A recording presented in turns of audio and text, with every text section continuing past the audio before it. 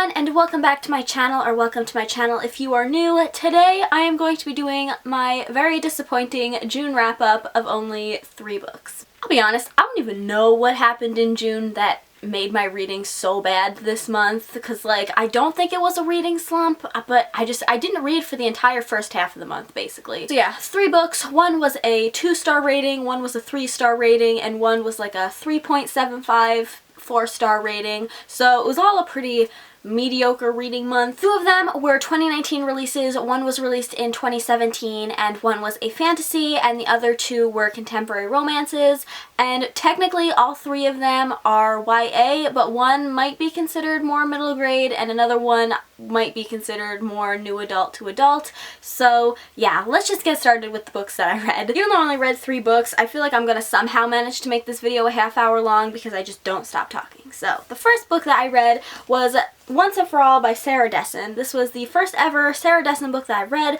but she is a pretty popular, pretty well-loved YA contemporary author. This book we follow a girl called Luna, and her mom runs a wedding planning company, which Luna basically works for her, and so she has seen every kind of wedding with every possible outcome, and so she has become pretty cynical over the years about happily ever afters, especially after her first love story ended pretty tragically. Then she meets a boy called Ambrose, and he's like a serial dater, and her mom ends up hiring him to work for their wedding company, but Luna doesn't really like him at all because he doesn't take life super seriously, and yeah, cutesy love shenanigans ensue. So I ended up giving this book 2 stars. It wasn't the worst book ever, but it just never really connected with me. I never felt super invested in the story or the characters or anything like that.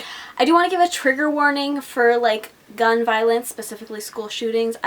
I don't want to spoil anything, but just be aware of that before picking up this book. I don't even really know how to explain my thoughts on this book because it's just so all over the place with everything I want to say, but one of the things that really bothered me about this book was the insta-love. So we have Luna and Ambrose. I think I'm saying both of their names correctly, but I could be wrong. They're obviously the main thing going on in this book, and while them 2 weren't insta-love, we do delve into the story of her first big relationship, and in that one, that was the most insta-lovey thing I think I've ever seen, but there was something very hypocritical about it because her friend ends up liking this guy later on in the book and really falling for him, and we hear Luna say within her voice, because it's told in first person, "It was just one party. Can she really think it's that serious?" Are you kidding me? That's literally what you did at the beginning of this book. So that I had a problem with. So I just found the main girl to be frankly really unlikable, and she was kind of annoying. I didn't like being in her head all of the time. And then the love interest, Ambrose, I don't want to keep saying his name because I feel like I'm saying it wrong, but he was kind of a jerk, but in that probably unhealthy but really charming way.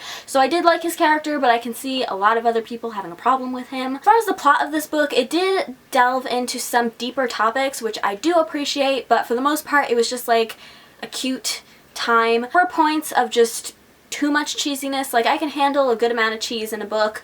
I can handle it like I can handle it on a pizza, but too much cheese, it makes you feel sick afterwards. There was this one particular scene that I even bookmarked the page because it was too much cheese for me. So just to give you a little bit of background, so her mom owns this wedding planning company, as we already established, and she owns it with this other guy who's her partner in the business. And they're supposed to have this wedding photo shoot, and they're gonna have a young couple that's to be married, and they're gonna do this photo shoot for a magazine or something. I don't remember the exact details, but the couple bails out at the last second, and they're like, well, we've already booked all this stuff, we have to do a shoot with somebody. And the mom's like, we're too old to do the shoot, we need a young couple. So I could see this coming from a mile away. They have the Luna and whoever his face is. This could have been a really cute moment, they put on the rings and they were doing all of these things. Could have been really cute, but then this happened. Get ready for a dramatic reading.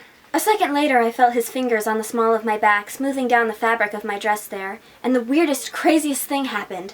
I felt something. The unmistakable sudden rush of feeling when your body responds to a touch in that certain specific way. As I blinked, trying to process this, I realized that despite my reluctance, I hadn't stiffened even once in all the times he touched me so far.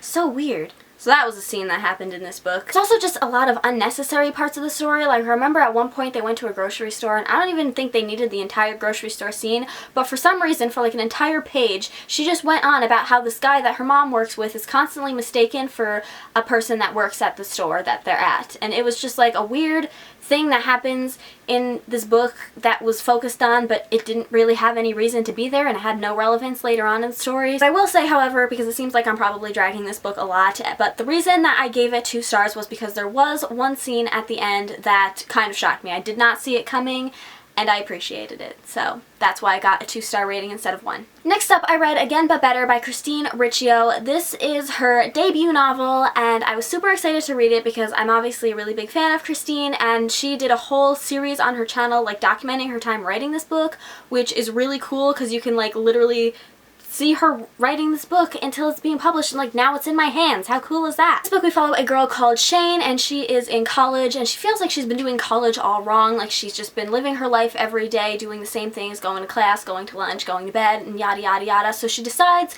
to switch things up by studying a year abroad in London. This book we just follow Shane's adventures in London as she meets new friends and a cute boy maybe, and she just kind of tries to figure out her life and what path she wants to take. I don't want to say too much about this book because this was actually our In Love Book Club pick for June. I'll be participating in the live show for this book with Christina from Christina's Journey and Melissa from The Bookish Babbler. The live show will be taking place on Christina's channel. We don't have a time set yet, but that's where all of my thoughts are going to come out on this book. But I will tell you a little bit here, but I don't want to give away too much.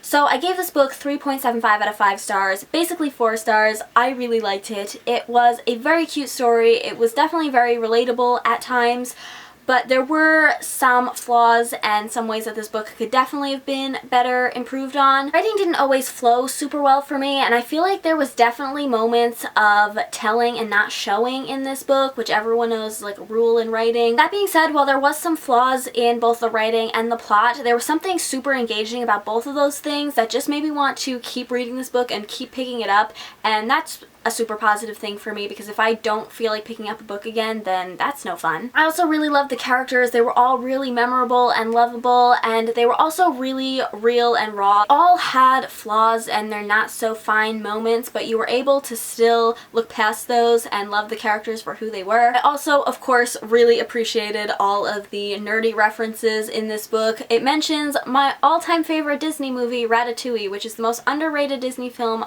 in my opinion, of all time. So I appreciated that it got some time in this book. And then the final book that I read in June was Far From Agrabah, and I apologize if I pronounce his name wrong, but I'm going to try my best, by Aisha Saeed. Possibly. I'm so sorry. This is a book that was released alongside the live action Aladdin, but this kind of takes them off on a little side quest that we get to follow. It does definitely follow the live action version because this book opens when they're at the Harvest Festival, which wasn't in the animated movie, so it does follow the live action one. It opens when they're at the Harvest Festival and then they go on their magic carpet ride. This isn't a spoiler because I assume everyone's seen the animated one, but then Jasmine asks Aladdin to take her to Ababwa, which is obviously a fictional place that does not exist. So Aladdin finds himself in a bit of a pickle in that, but he's able to get the genie to create this whole city of Ababwa that will last as long as they're there, and then when they leave it'll disappear again. But when they get there, trouble ensues, of course, and it's just a really fun adventure.